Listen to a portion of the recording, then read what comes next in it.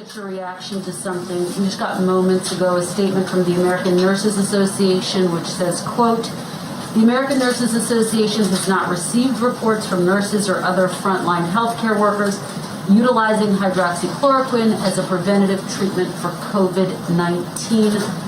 Why does the president continue to say that many or thousands of frontline workers are using it as a prophylactic? Well, there is at Henry Ford Hospital is doing a study on this now where 3,000 frontline workers will be taking hydroxychloroquine to look at its use as a prophylaxis. I believe there's a few hundred or 190 workers in Tampa General Hospital. So this is being used by some. And one thing I want to note with regard to hydroxychloroquine, because I think it's very important that we're as accurate as we can be with our reporting on this. Hydroxychloroquine has been a drug that has been in use for 65 years for lupus, arthritis, and malaria. It has a very good safety profile, but as with any drug and as with any prescription, it should be given by a doctor to a patient in that context. So no one should be taking this without a prescription from their doctor. But that being said, I've seen a lot of apoplectic coverage of hydroxychloroquine. You had Jimmy Kimmel saying the president's,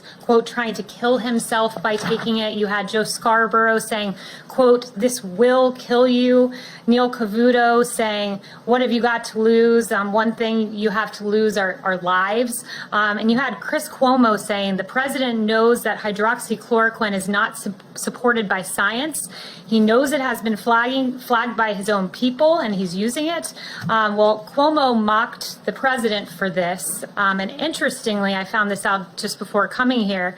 Hydroxychloroquine, of course, is an FDA-approved medication with a long proven track record for safety. And it turns out that Chris Cuomo took a less safe version of it called quinine, which the FDA removed from the market in 2006 because of its serious side effects, including death. So really interesting to have that criticism of the president. And on that note to Chris Cuomo, I'd like to redirect him to his brother, the governor of New York, Governor Cuomo, who has several on-the-record statements about hydroxychloroquine saying, I'm an optimist, I'm hopeful about the drug, and that's why we'll try it here in New York as soon as we get it.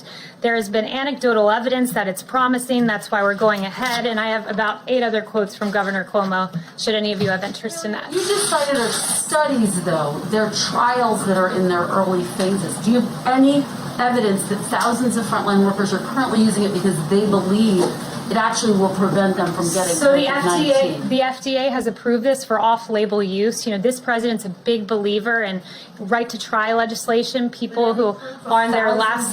There are several studies that have been brought that the president has actually mentioned that I'd refer you to. There was one out of France, a French study involving more than 1,000 patients that found that the vast majority had, quote, good clinical outcomes, and by the vast majority, that was more than 90%. There was an Italian study of more than 65,000 patients that demonstrated only 20 tested positive of those who were taking it prophylactically, and a South Korea study as well. So there are several studies, and if you're someone out there and this is a safe drug to use and your doctor, importantly to underscore that, and your doctor prescribes it for your use as a prophylaxis or after coming into contact with COVID, then it's something you should take if it's prescribed by the doctor and that's your personal medical choice. We will make America great again.